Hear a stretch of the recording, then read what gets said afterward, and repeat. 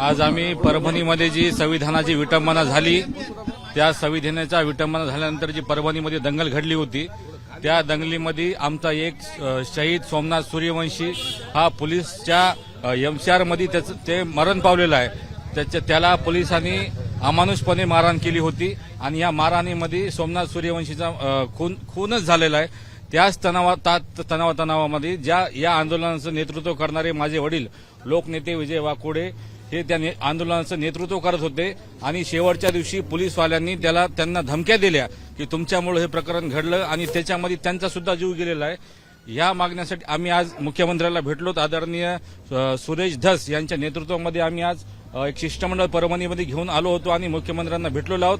आमच्या प्रमुख मागण्या अशा आहेत की जे पोलीसवाल्यांमुळे सोमनाथ सूर्यवंशीचा जीव गेलेला आहे, असे पोलीस निरीक्षक अशोक घोरबांड, असे पोलीस निरीक्षक शरद मरे आणि तुर्नर अशा 3 पोलीसवाले आणि त्यांच्यासोबतचे त्यांचे सहकारी यांच्यावर 302चा गुन्हा दाखल झाला पाहिजे आणि ते सर्व्हिसमधून रिमूव्ह झाले पाहिजेत। त्यांना आता निलंबित केलेले आहे, पण निलंबित होऊन आमचा समाज शांत बसणार नाही। त्यांना नोकरीमधून रिमूव्ह केलं पाहिजे, ही आमची मागणी पहिले आम्ही देवेंद्र फडणवीस साहेबाला मागितली होती। त्यामध्ये त्यांनी सांगितलं आहे की ह्या मागणी आम्ही 100% पूर्ण करू, त्यांच्यावर गुन्हा दाखल करू आणि त्यांना सर्व्हिसमधून रिमूव्ह करू। दुसरी जी मागणी होती आमची की जे 27 मुलांना पोलीस प्रशासनानं उचललं होतं 11 तारखेला, ते एकही जण त्याच्यातलं त्यांनी दगड मारला नाही, त्यांनी काठी मारली नाही, कुठे तोडफोड केली नाही, अशा 17 जणांवर 16 खतरनाक असे दंगलीचे गुन्हे दाखल केलेले आहेत। ते गुन्हे मागे घेण्याचं आम्ही फडणवीस साहेबांना विनंती केलेली आहे आणि त्यांनी सांगितलेलं आहे की आम्ही याची चौकशी करू। जर एकाच्याही हातात हे कुठलाही जर दगड हातात घेतलेला दिसला नाही तर पूर्ण गुन्हे आम्ही मागे घेऊ। तिसरी जी मागणी होती की सोमनाथ सूर्यवंशीच्या परिवाराचं पुनर्वसन करावं आणि वाकोडे साहेब जे या आंदोलनामध्ये गेलेले आहेत त्या आंदोलनाच्या ताणतणावामुळे त्यांच्या परिवाराचं पुनर्वसन करावं, तर ती सुद्धा मागणी मुख्यमंत्र्यांनी आमची मान्य केलेली आहे। हिंदी में आपसे जानना चाहेंगे आज क्या मागणी पर मुख्यमंत्री ने क्या आश्वासन आपको दिया?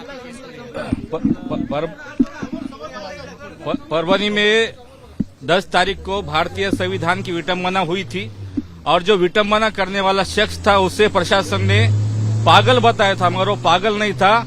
उसी दिन परभनी में हिंदू मोर्चा हुआ था और उसी शाम में मोर्चा के शाम में भारत के संविधान की विटंबना हुई।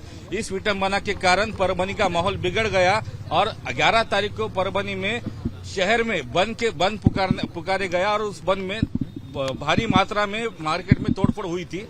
इस तोड़फोड़ के वजह से जो इस आंदोलन का नेतृत्व कर रहे थे विजय वाकोडे, मेरे पिताजी थे, वो उन्होंने सिर्फ परभनी में वातावरण शांत करने का काम किया था, मगर पुलिस वालों ने उनपे 1 नंबर का आरोपी बना के 16 गुने दाखिल किए। उनके साथ 27 जनों पे और 40 जनों पे गुने दाखिल किए।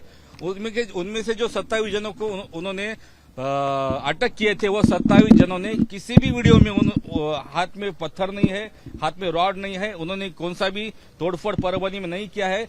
फिर भी पुलिस वालों ने उनको उठाया है और बहुत ही बेरहमी से उन्हें मारा है। उसमें हमारा एक भाई सोमनाथ सूर्यवंशी, उसकी पुलिस के एमसीआर में उसकी जान चली गई है और ये प्रशासन बोलता है कि हार्ट अटैक से गई है, मगर उसका रिपोर्ट आया है कि उसकी जो मौत हुई है वो उसको 24 जो मारे हैं पुलिस वालों ने बेदर्दी से मारे, उसके वजह से उसे शॉक लगा और उसकी वजह से मौत हो गई है। इसी कारण हम आज सीएम से मिलने आए थे और सीएम साहब ने हमारी पूरे मांगे पॉझिटिव्ह लिए है और कहा है की हम पूरी मांगे आपकी पूरी करेंगे। 17 तारखेला लॉंग मार्च आहे, त्या आता मुख्यमंत्र्यांना आपण भेटले, समाधानी आहात का? लॉंग मार्च अजून कायम राहणार?